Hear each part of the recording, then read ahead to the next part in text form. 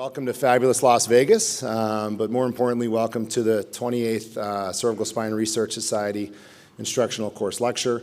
My name is Michael. My name is Jason Savage from the Cleveland Clinic, and I have the pleasure of co-chairing this session with Max Mayoki from University of Louisville. Thanks, Jason. We have a couple of short talks, and then we'll go into a case debate. All right, our next speaker will be Wellington Sue, who will be talking about Dr. Miraz's favorite operation, laminoplasty. Thank you very much, Andy and Brad. Thank you, Jason, for having me. It's a great pleasure to be up here. I can't believe my opponent actually gave me the win, just kind of going without even for me to debate it. And I also can't believe that he would accuse me of presenting pictures and presenting outlandish arguments. I've definitely not known to do that, but it's going to be fun to do this for sure. I have a couple of disclosures, but none of them are pertinent to the talk. So not only am I up here with the esteemed colleagues, some of the best spine surgeons in the country, but I'm also up here with significant and very close friends.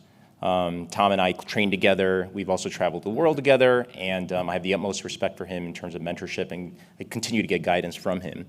On the other side, Alpesh and I have been partners for 10 years, and we've created a great footprint for Northwestern in terms of the spine.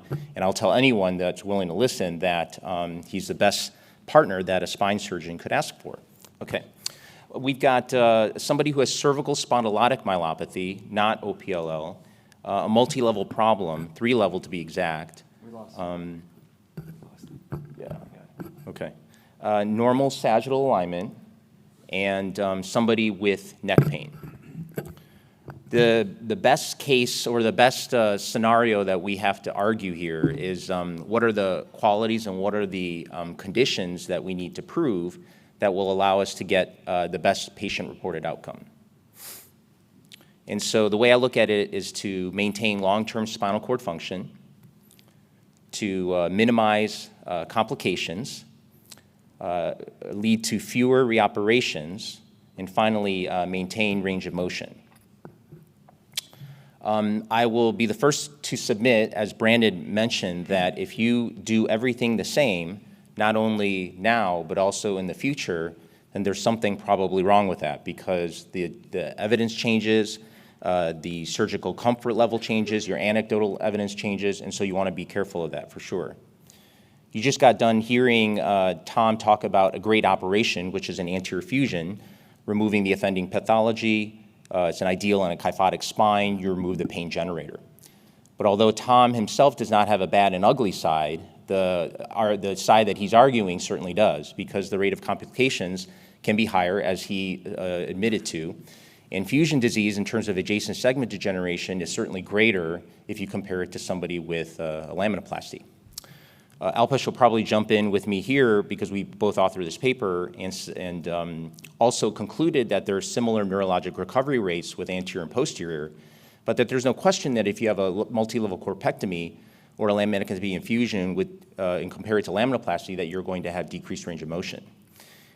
Not that you'll have complete range of motion with the laminoplasty, but if you do decrease range of motion by 50, 60, 70%, as Tom said, it may not be a big deal if you're training for Mr. Universe 2024, and if a 3-level fusion that you have will help strengthen the trapezial muscles like you see here in Tom, that's one thing. But if you look at all the rest of the unathletic people, who are the general population, that range of motion can be very important and we'll want to retain.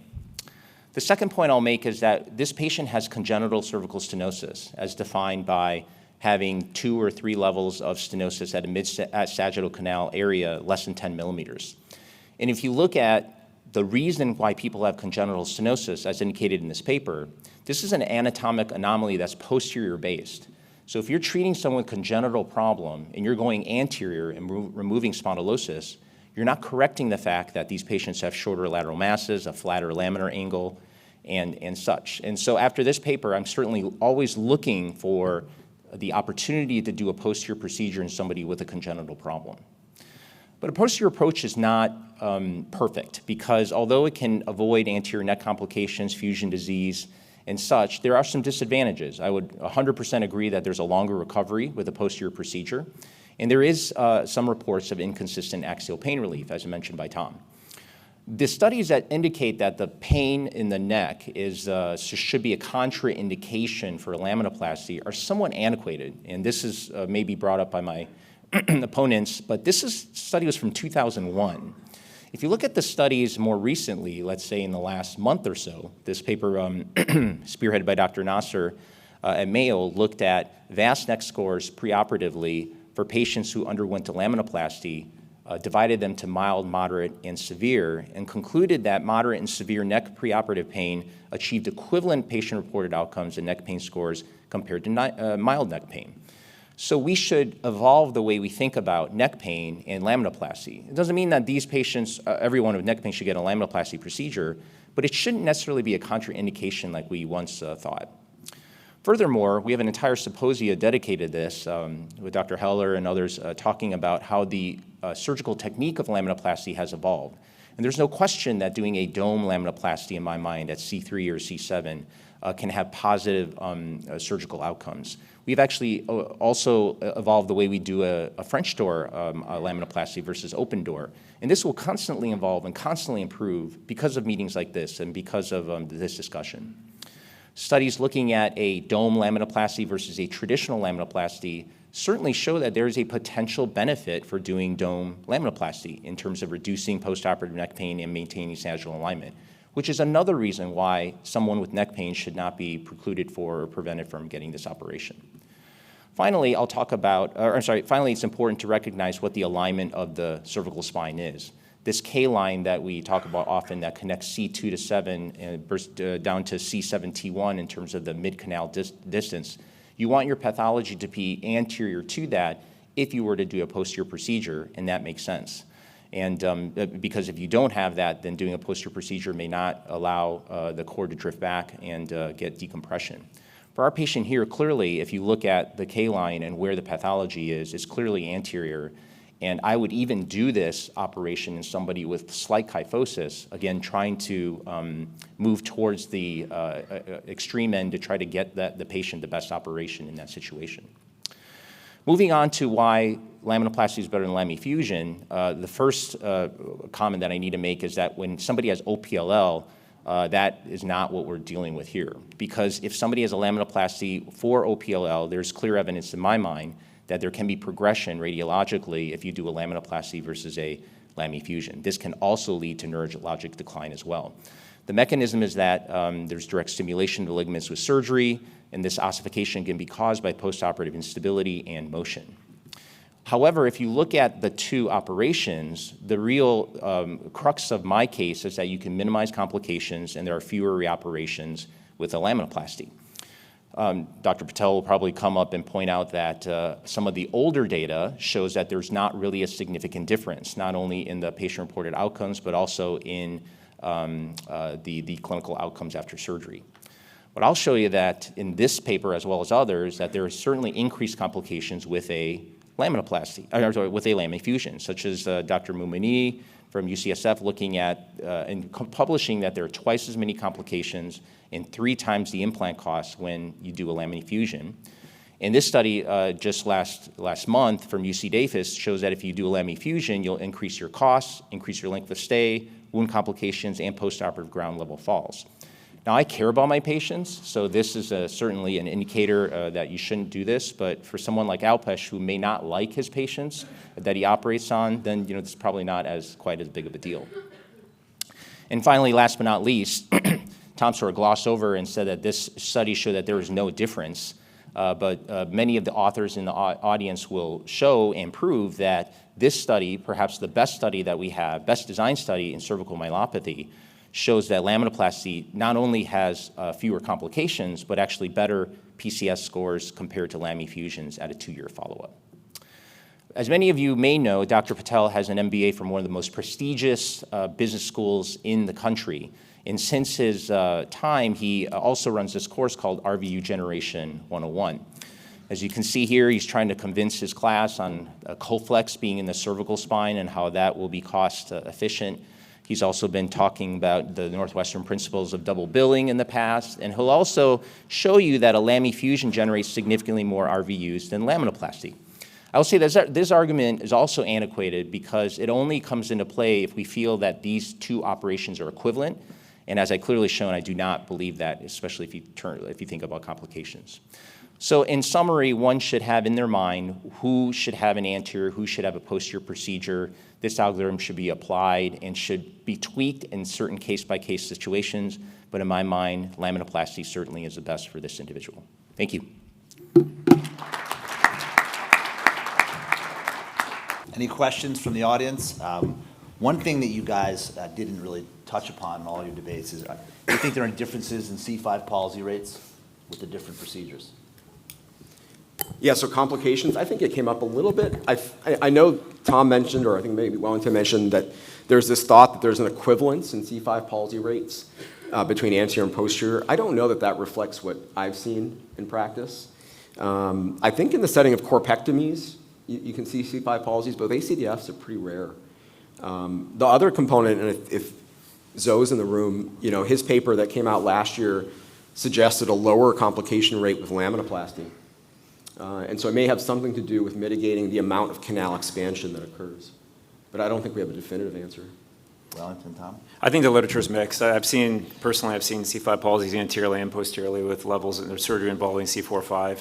But a lot of the literature seems to focus on posteriorly based approaches, but I've seen it anteriorly and posteriorly. Tim, what do you think? I've got them both, anterior and posterior. My rate's about 50%. Wellington says. What I was going to say, I think it can happen in both, and we have to recognize that. But I think the body of literature suggests, Andy, in the last 10 years that posterior is higher. Michael Failings from Toronto, no conflicts to report. So I enjoyed the discussion. I think one of the challenges in the interpretation of some of the prior literature, including some that I've contributed, is that we've kind of lumped everybody with degenerative cervical myelopathy together. But the reality is that we're heading toward personalized management approaches. And I think what's emerging is that if you're going to operate with patients with mild myelopathy, particularly those that have pain, that may influence your decision making. I can share with you kind of my own thoughts on this, but I'd be interested in all three of you. So let's say that this individual was coming to you with minimal myelopathy, but kind of a lot, kind of neck pain and a lot of arm pain. How would that have influenced your decision making? Which of those three options do you think would work best in that circumstance? So I would be the first to say if in that scenario, I'll probably more likely go anterior because you're removing the pain generator. You're probably trying to get rid of the radicular, component of it. And the myelopathy is not the first and foremost. Although you have to treat it, it's not the first and foremost issue. So yeah, I think that changes my sort of view of that. I think, this guy's got multi-level stenosis and he's got spondylosis globally throughout his cervical spine. I mean, even if we do a 3-level ACDF on him, we're not going to be able to tell him exactly, well, your pain's not going to be as bad, because his pain may be coming from a cervical thoracic junction, which is going to be left untouched. However, I think in patients who have a preponderance of neck pain, and I don't think that it's radicular, and they have a preponderance of a radiculopathy, I'd go anteriorly, rather than doing a laminoplasty. As Ed Benzel oftentimes says, not all motion's good motion, and in patients who have a lot of degeneration and axially based neck pain, not radicular pain, that pain oftentimes will get better with a fusion and oftentimes can be exacerbated if you maintain that motion at the affected level, surgical level. Yeah, and I'd maybe build on that and say, Dr. Failings, to your point, we tend to lump myelopathy. We also tend to lump neck pain. And I think we've had discussions at CSRS meetings in the past that one neck pain is not the same as another. And so I think we get to the point of where do we think the generator is coming from. And in the setting of radiculopathy, I think we've got data that supports improvements in neck pain when you do surgical intervention for radiculopathy. But in a primary neck pain scenario without substantial neurological involvement, that's a real tough one to feel like we know exactly where the generator of pain is. Yeah, fair enough. And I guess what I was kind of driving at was that we've done a reanalysis of, the data sets that we previously reported on, kind of from the lens of looking at the mild group, and it does appear that the anterior surgical approach is superior in those patients. There you go. Yeah. Just before you get to Zoe's question, by a show of hands, who here wants to do an anterior procedure? Who wants to do a laminoplasty? Clubhouse leader so far. Who wants to do a laminectomy infusion? Who's not voting? Oh, it's over then. It's over. It's Powerful. pretty evenly divided here, so it's a good case for debate. So, Yeah, just a couple of things. Just to follow up on Wellington's point about the CSM trial, we did see less C5 palsy in the laminoplasty cohort for sure. But at the end of the day, those are small studies. And the question that I wanted to bring forward is that for some of these questions, you need large data sets. And Praveen Muminini and his QOD group published on neck pain after laminoplasty and laminectomy infusion and showed, I think, quite convincingly that neck pain improves regardless of whether you do a laminoplasty or laminectomy infusion, and they're the same post-op. Large populations of patients, they didn't have flexion and extension radiographs on all of these things, but as the three of you were formulating your arguments, with that kind of data coming out of QOD, how critical is it to really make a decision on the presence or absence of neck pain, not knowing much more about it than that? From my perspective, I think neck pain is oftentimes, I wouldn't say it's confusing or it's confused within the literature, but I've had patients who have radiculopathy who are younger patients who say they have neck pain, but when you dig into it, as I said in the talk, they had pain over here in the trapezial region. It's referred pain. It's not true facet-related pain. And so in those studies and that registry, as an example, they may not be delineating between that, because I think the only way that you can delineate that is you get a highly selective nerve root block with anesthetic only of 0.3 cc's, or you do an intra-articular facet joint block to see whether or not, what is that, neck pain or is it radicular pain? But from my perspective, I don't think that particular study changes how I would approach this. And as I said, this patient's got a relatively high T1 slope. The patient has a C4, a cervical SVA, which is on the borderline, if you believe Tang's article. But I do think, in patients, and this is just level 5 evidence. In my experience, I think patients who are globally sagittally positive and you do a posteriorly based approach, particularly laminoplasty, I'm not saying they're an overt failure. I just don't think that they have as good as outcomes as somebody whose head is over their pelvis. We're launching a study at the clinic to look at that, so we're getting all, global, the sagittal views. We're getting, in addition to the cervical x-rays to try to elucidate that. But I still don't know. But this is my gestalt. All right, one last question before we, thanks. Sure. Greg Schroeder from Rothman. No pertinent disclosures. So Wellington, on your decision algorithm, you had at more than 2 levels to go posterior. I go anterior on 3 levels all the time. Alan goes anterior on 4 levels a hell of a lot of the time. I guess to me, that's kind of the difference, right? I think a 3-level ACDF is much better than a laminoplasty or a lam fusion. But if I have to start getting into 4 and 5, then that's different. So is 2 really the number that you think, or do you think it can kind of change? So good point. So 2-level I would do anterior for sure. 4-level I would do posterior in general. 3-level is sort of like the witching sort of scenario. I think the point to your question is a very important one. How fast you do an anterior operation is a very important factor in outcomes and complications. I'm always trying to evaluate that.